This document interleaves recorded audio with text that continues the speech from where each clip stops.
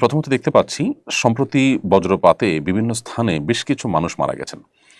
বজ্রপাতে মৃত্যুকে অনেকেই অশুভ মনে করেন। সত্যি এটা অশুভ কিনা? বজ্রপাতে বেশ কিছু মানুষ একই দিনে মারা গেছেন, আমরা অনেকেই দেখেছি। আল্লাহ রাব্বুল আলামিন তাদের সবাইকে মাগফিরাত নসিব করুন, তাদের সন্তপ্ত পরিবারকে সান্ত্বনা নসিব করুন। বজ্রপাতে কেউ মৃত্যুবরণ করলে সেটা অপয়া মৃত্যু, সেটা খারাপ মৃত্যু বা অশুভ মৃত্যু এরকমটি মনে করবার কোনো কারণ নেই। এটি বেশিরভাগ ক্ষেত্রেই আমাদের কুসংস্কারচ্ছন্ন বিশ্বাস থেকেই আমরা বলে থাকি।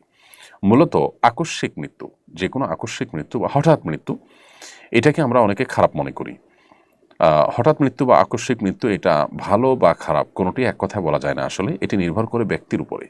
ব্যক্তি যদি ভালো হন, নেককার হন, তাহলে তার জন্য এই মৃত্যুটা ভালো।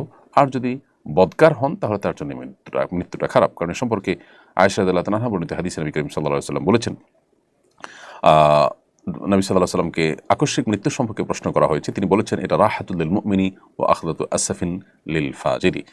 এটা হলো ঈমানদারের জন্য ভালো। কারণ ঈমানদার তার জান্নাতে যাওয়ার পথে অন্তরায় ছিল তার মৃত্যু। আকস্মিক মৃত্যু হয়ে জান্নাতের পথে তিনি পাড়ি দিলেন। এটি তার জন্য সুখকর এবং ভালো।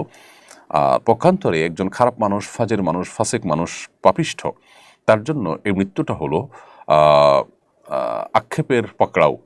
অর্থাৎ হঠাৎ করে তাকে দুনিয়াতে যেটুকু সে ভোগ করছিল সেটুকু তাকে সরিয়ে দেওয়া হলো এবং তার বদামলের কারণে, জাহান্নামী হওয়ার কারণে মৃত্যুর পরপরই সে জাহান্নামের শাস্তির মুখোমুখি হলো।